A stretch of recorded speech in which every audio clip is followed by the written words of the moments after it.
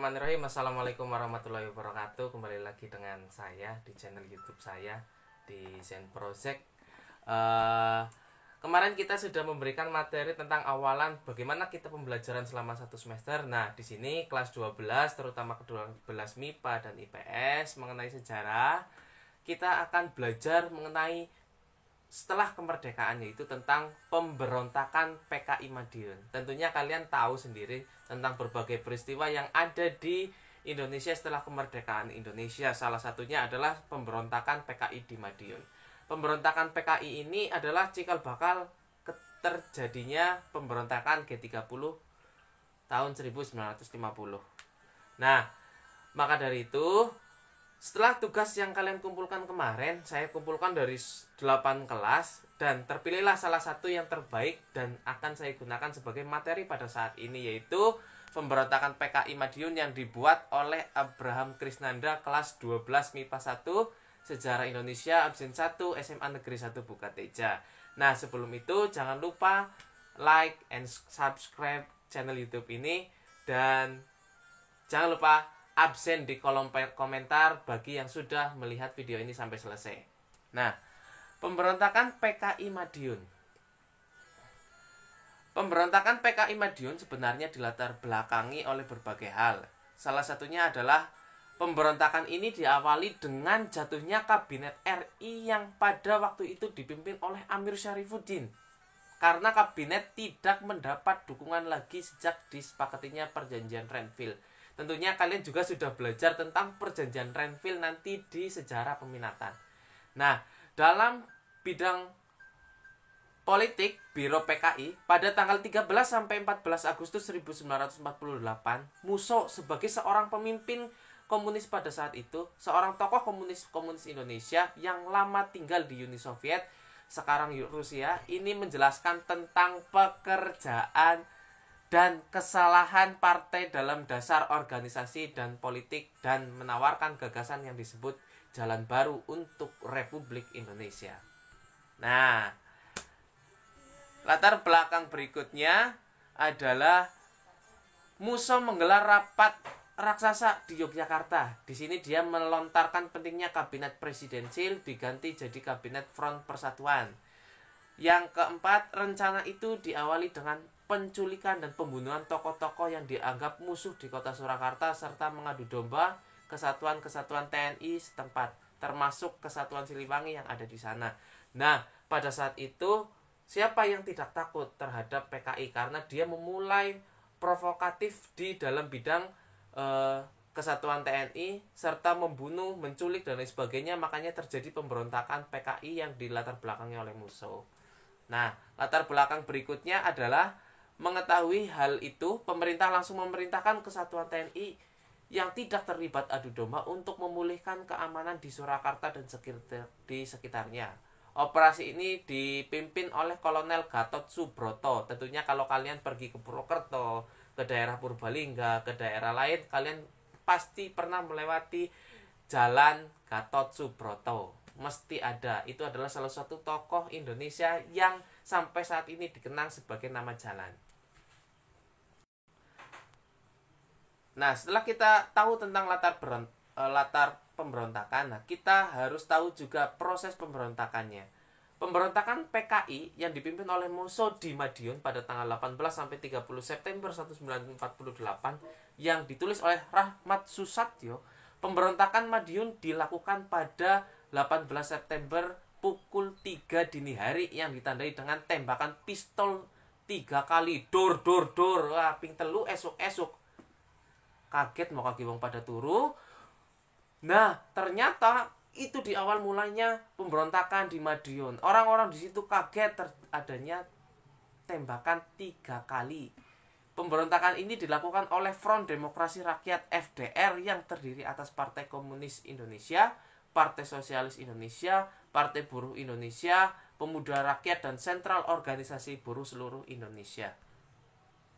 Nah, itu adalah beberapa logo yang dijadikan oleh mereka. Salah satunya logo komunis, yaitu pada paluarit yang berwarna dasar merah. Oke, selanjutnya kita akan membahas proses pemberontakannya. Pada 18 September 1948, PKI atau FDR menuju ke arah timur dan menguasai kota Madiun, Jawa Timur. Dan pada hari itu juga diproklamasikan berdirinya Republik Soviet Indonesia. Secara tidak langsung, Indonesia pada saat itu ada yang memproklamasikan tentang Republik Soviet Indonesia, yaitu sebuah Republik Indonesia yang berpaham komunis. Hari berikutnya, PKI FDR mengumumkan pembentukan pemerintah baru. Selain di Madiun, PKI juga mengumumkan hal yang sama pula di Pati, Jawa Tengah.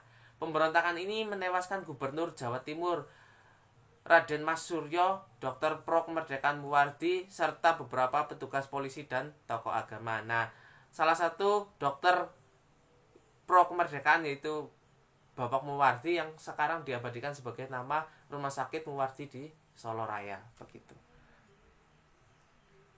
Nah, di akhir pemberontakan, untuk memulihkan keamanan secara menyeluruh di Madiun, pemerintah bertindak cepat. Provinsi Jawa Timur dijadikan daerah istimewa. Selanjutnya Kolonel Sungkono diangkat sebagai gubernur militer. Gubernur militer itu sama dengan pemimpin di daerah provinsi seperti ya gubernur biasa, cuman dia di bidang militer. Operasi penumpasan dimulai pada tanggal 20 September 1948 dipimpin oleh Kolonel Ahmad Haji Nasution.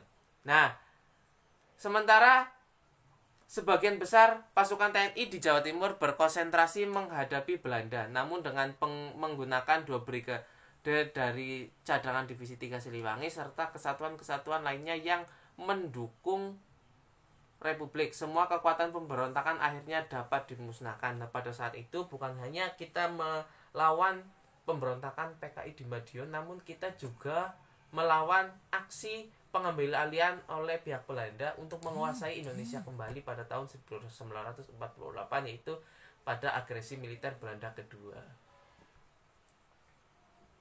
Nah, salah satu operasi penumpasan ini adalah pengejaran musuh yang melarikan diri ke Sumoroto, sebelah barat Ponorogo. Dalam peristiwa itu, musuh berhasil ditembak mati, sedangkan Amir Syarifuddin dan tokoh-tokoh kiri lainnya berhasil ditangkap dan dijatuhi hukuman mati. Amir sendiri tertangkap di daerah Grobogan, Jawa Tengah. Jadi mereka setelah dikejar sampai ke daerah Jawa Tengah, mereka akhirnya tertangkap dan dijatuhi hukuman mati.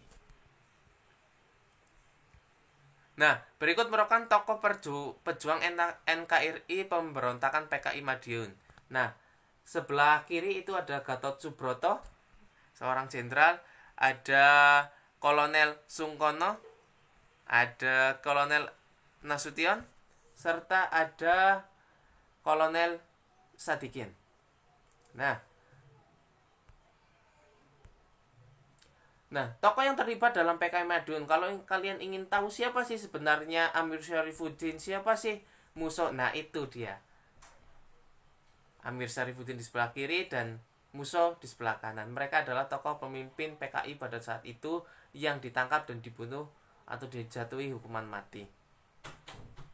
Nah, pemberontakan PKI di Madiun pada tahun 1948 terjadi dikarenakan adanya beberapa faktor yang melatar belakangi, yakni faktor ideologi karena PKI ingin menanamkan paham komunis di Indonesia karena sudah berkembang komunis di Indonesia pada saat itu. Jadi musuh ingin mengembangkan lebih besar dan menjadi paham negara, sebuah negara sosialis yaitu negara komunis. PKI melakukan pemberontakan di Madiun dengan cara menggencarkan perampokan, kerusuhan, penculikan, dan pembunuhan.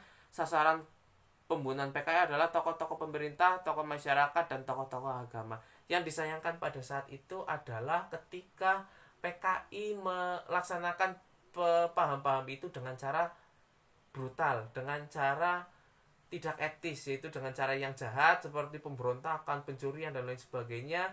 Lebih cenderung masyarakat Indonesia lebih takut terhadap PKI karena hal tersebut.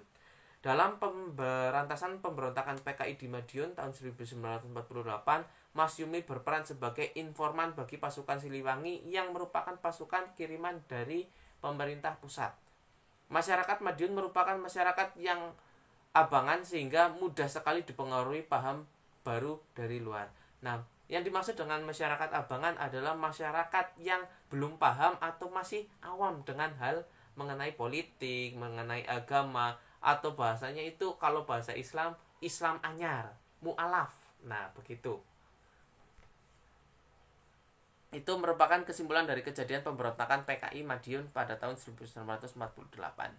Nah, pelajaran yang dapat kita petik dari kejadian di atas adalah pengalaman sejarah menunjukkan bahwa betapa kejamnya pemberontakan PKI di Madiun pada tahun 1948. Pendidikan agama perlu ditanamkan secara intensif untuk apa? Membentengi masyarakat Indonesia, membentengi anak muda, membentengi generasi penerus Indonesia untuk percaya terhadap Tuhan, untuk percaya apa yang telah diciptakan oleh Allah Subhanahu wa taala atau Tuhan yang lainnya. Dan tentunya karena benteng agama itulah yang menjadi dasar kita untuk hidup di dunia ini. Perjuangan dan kegigihan Masyumi harusnya perlu ditumbuhkan lagi dalam dunia perpolitikan di Indonesia. Yang keempat, kita sebagai generasi penerus bangsa harus lebih giat lagi membangun negara ini menjadi jauh lebih baik, sebagai tanda bahwa kita menghormati dan menghargai pejuang pendahulu kita. Nah, pada masa pandemi ini berjuang itu nggak harus seperti bawa tombak, bawa peluru, dan lain sebagainya. Melainkan pada masa pandemi corona seperti ini, berjuang itu cukup bisa di rumah saja. Bisa kalian belajar tetap di rumah melalui website, melalui YouTube, dan lain sebagainya. Saya harap kalian tetap menjadi anak yang sehat, bisa menjaga diri kalian, tidak usah pergi kemana-mana. Dan tentunya dari pembelajaran sejarah ini, kita belajar agar kita tidak terjatuh pada lubang yang sama. Dan tentunya kita akan menjadi masyarakat Indonesia yang lebih baik lagi dan tentunya maju ke depannya. Nah, awal mula permasalahan ini akan membahas tentang beberapa materi berikutnya yang telah saya tugaskan di berikutnya. Makanya kalian tetap harus mengikuti YouTube ini. Silakan subscribe and like YouTube ini. Tentunya setelah ini akan ada materi yang bersangkutan dengan pemberontakan PKI Madiun, dan tentunya akan habis pada masa tahun sekarang. Nah, maka dari itu untuk materi saat ini cukup sekian dari saya. Bila taufik walhidayah, wassalamualaikum warahmatullahi wabarakatuh.